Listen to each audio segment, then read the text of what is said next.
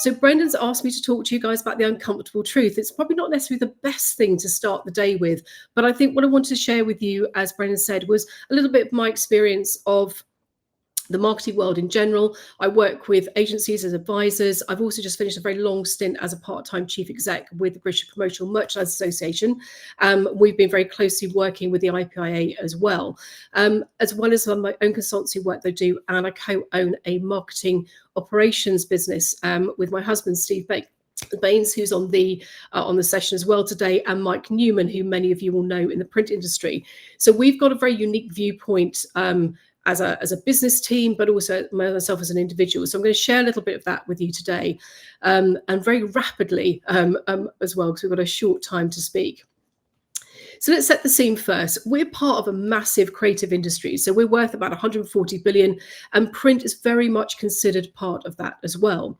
So when we start talking about what value we create for the UK, for UK PLC, from every pound spent on advertising, this generates as much as £6 GDP. And anyone who's ever heard me say that, I often put those stats out very frequently, because when we start talking about what we spend with an SME, and when we talk SMEs, we're talking anything £50 million and under, that figure increases massively by about 8 times. And that's very much in the direct response side of things, print and promotions. So it's very much in your wheelhouse as businesses. But what are the uncomfortable truths that I'm hearing a lot about? And this is what I'm going to explore over the next 10 minutes or so. Why bother with print? I get asked that question all the time, especially when it's events and exhibitions. Anybody who's doing it, why should we bother with it? We need to demonstrate and differentiate to thrive and survive. And I know that sounds like a bit of a kind of moniker to put up first of all, but we've really got to demonstrate why we're not in the room, not just about what we do. But we've also got a lot of existential threats going on at the moment. Our supply chains are changing. Think about the raw material prices you've all been battling with over the last couple of years. It's not necessarily going away, and things have settled at an artificial high. But what happens if we do nothing? Because this is what the bit that I'm seeing at the moment is, why do we bother with doing anything at all? So we've really got to get our house in order. So in preparation for today's chat, I was talking to lots of other people that I know in the industry, and talking to particular very nice chap called Mike Lander, who's ex-Accenture, lovely but a terrifying man if you've ever come across him in a pitch. And he was reminding me about what happened in 2008. 17% of companies didn't survive. 80% hadn't regained their pre-recession growth for 3 years, and only 9% flourished after a slowdown. Now, what he was talking to me about is just saying this is the kind of thing that we're also seeing now. So industries are consolidating, big companies acquire smaller recession hit targets as well. We're also going to face the big retirement that's coming up. Something I was talking to Paul Opie about when I joined the session this morning is that we are going to see a big amount of companies, owners starting to retire. What's going to happen? There'll be a bigger squeeze in the industry as well. But it means we've still got a big debt mounting going on after what's happened over the last couple of years. Interest rate rights, and obviously that is starting to settle, inflation is starting to settle a little bit, but also people are under a significant financial stress. And we think that's up to about 20% of the business economy. So what's that doing to everything now? We've got a lot of persistent challenges that we're seeing as well.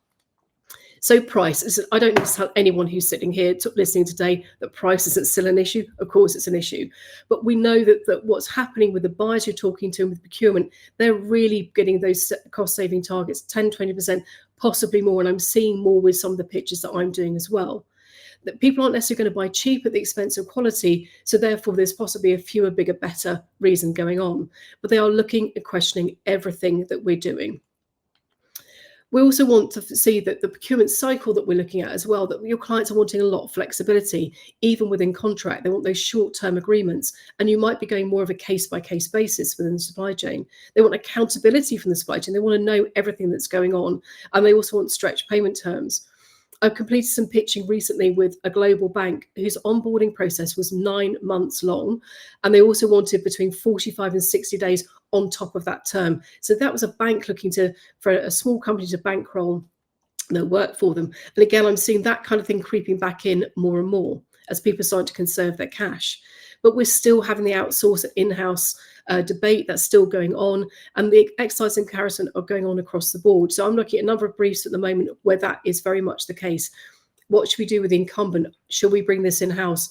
Even if we've got an in-house company, are we going to outsource certain things where we can't get hold of those particular items?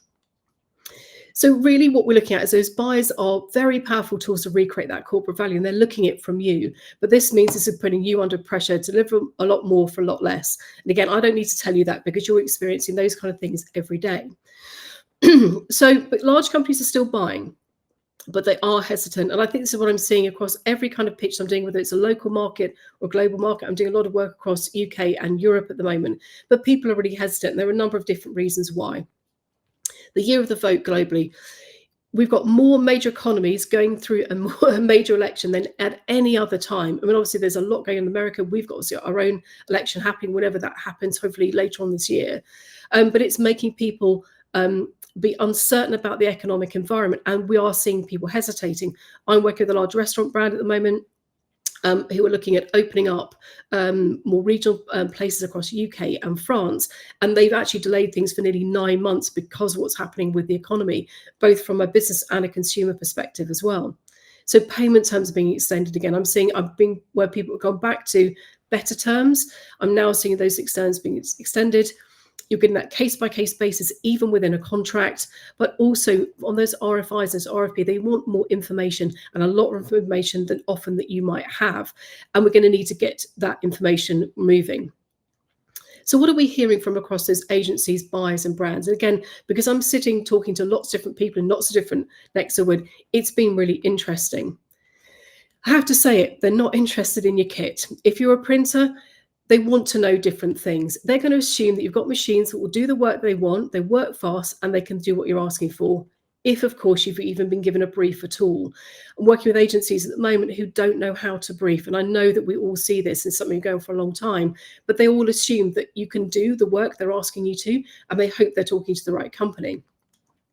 They've got a problem and they want you to solve it for them. So essentially, they may not actually know what the problem is that they've got to solve, but they're coming to you so you can tell them yes, and then they're going to beat you up over the price.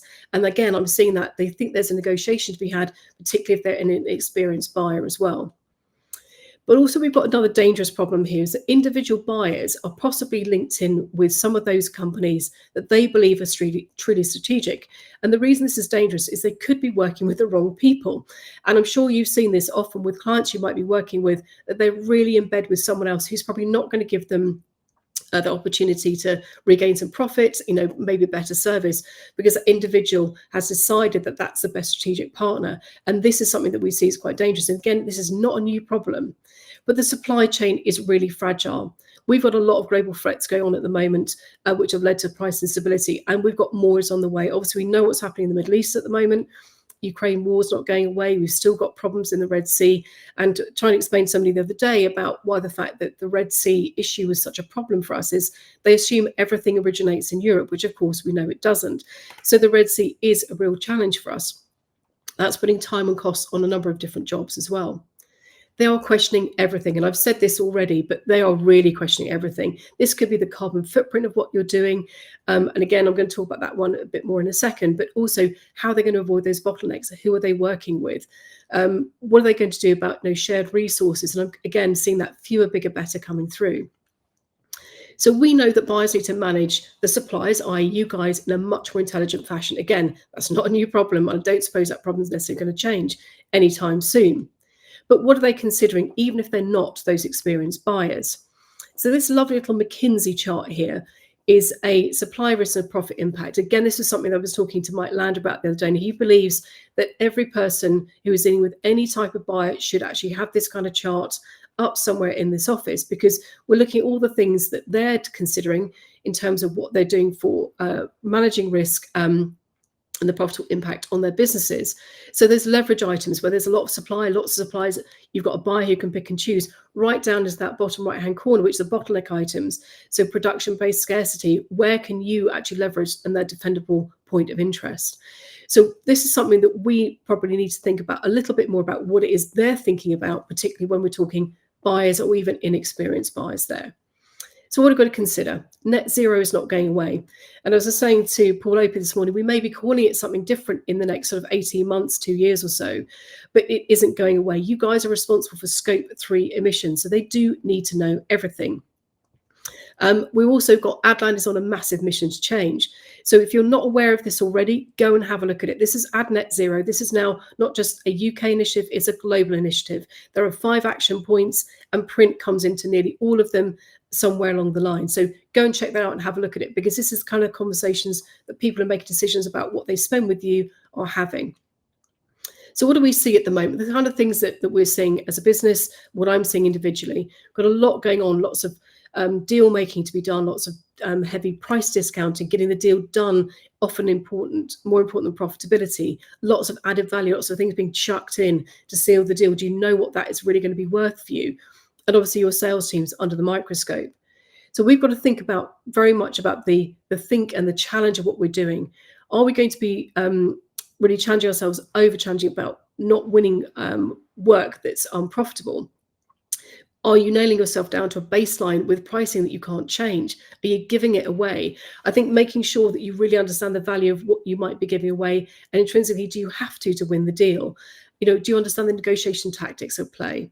And also, if you're going to go and wheel out the big guns and send the boss in, is it going to work if it's not familiar? Because when we're starting to think about the decisions that people are making while you might not be winning business, or how you're winning business, these are some of the things I'm seeing quite a lot, is people literally chucking the kitchen sink at things just as hopefully to get it over the line. So what are the causes behind this? There's lots of pressure on your gross margins, the sales, cost of service delivery. You've also got market conditions going on. You've got scope creep, any of the things that are up on the screen at the moment that people are expecting might be causing some of those negotiation challenges. But fundamentally, what we've really got to think about is how those buyers are working, what they need. There could be poor preparation for negotiation going on as well, and no common negotiation framework. And again, this is something that Mike Landry and I have been talking about a lot over the last couple of months. Excuse me. Because we're seeing that people aren't necessarily sure what they're going to be walking into. So it is important for us to understand about where people are making decisions, because you may have lost a job before you've even started. So what kind of action points would I leave you guys with today? And I'm really conscious of time as well. So I would say get your house in order, get your contracts reviewed, get those evidence found there. What are your defendable points of differentiation? What are you going to do that no one else can do? Make sure you're looking at your pricing. What can't they get elsewhere? What can you do differently there? Is there anything in your delivery model that could you do the same for less? And think about your cash reserves as well. Again, working with a couple of businesses at the moment where their cash reserves are very poor, payment terms being extended, we've got to think quite carefully about those things. Understanding your customer. We've all heard that thing. You're far too small for us. We can't do it. You're too risky. So how can we be thinking about that? If you've got some of those businesses where you've got more than 20% of your business with one particular client, they're likely to go and reject you anyway. So making sure you've got the working capital to manage those jobs that you've got. Do you remember what I said earlier about the bank that was asking for 9-month onboarding terms? That's a job that most people potentially might walk away from unless the price is big enough. Can you keep it going? And they want to know you can keep it going too. Get your staff information in place. That diversity and inclusion piece and retention, making sure that you can understand those and answer this question is really important. And I think, as I've often said, just employing redheads in your business does not mean that you're diverse, by the way. But we've really got to think about our supply chain governance. People want to understand your ESG position, your sustainability position. It's really important. Remember what I said about Ad Net Zero earlier. That is very much a diktat across marketing and advertising. So make sure you're compliant. We know that you guys are, but it's again being ready for all of those things. The last bit to leave with you would say that we need to think it's not just about price. We know intrinsically a lot of things are, but understand the factors in decisions. What are the things they're weighing up those risks? It's going to be about savings, innovation, quality, your reliability as well as a supplier, and the sustainability. At the moment, it's quite low on my list there, but I'd say in the UK, it's really high. D&I, if you're working in the States, is really high on that list too. But understand who you're negotiating with, who you're talking to. Do they have deep expertise or indirect? How can you monetize the experience and educate those people about what they're doing? So that's a really quick whistle stop tour. And I would say that the priorities that I'd see them ready to leave you with are price, sustainability, inclusion, diversity, again, becoming more and more important, innovation, and your risk, quality, and reliability. All things that we know that as business, you all do really brilliantly, but we've really got to demonstrate it to make sure that we're here in the future to defend our position.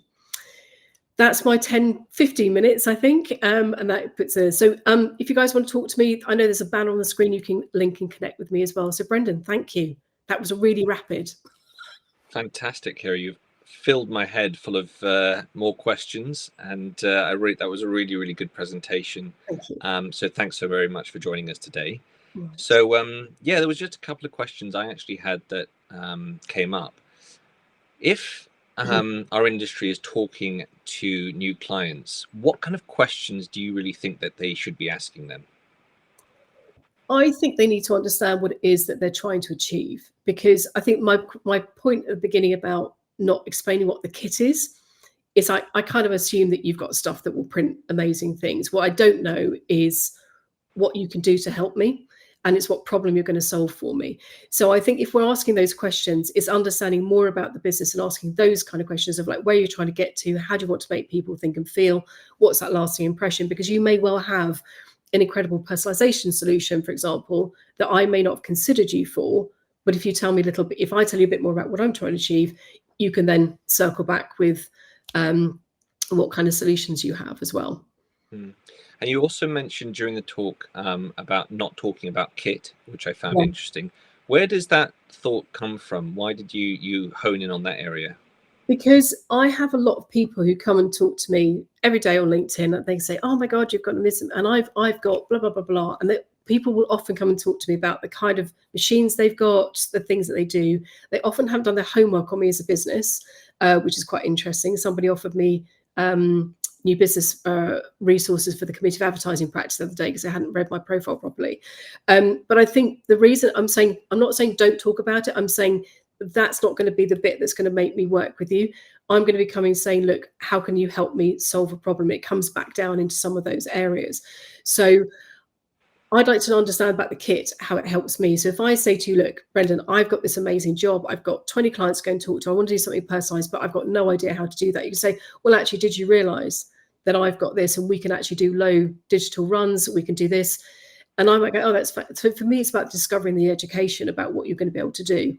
Telling me how shiny your machine is and how many prints it does a minute is probably not going to do it, unfortunately. And I know it's probably going to break everyone's hearts because the investment in the kit that you've got is incredible. But I think that's the bit that I find is sometimes the flip side is it's the machinery first, and then I can't equate to what that's going to mean to me for a job. So I've been buying print for a long time, but I don't know everything. I'm hoping you're going to help educate me a little bit more.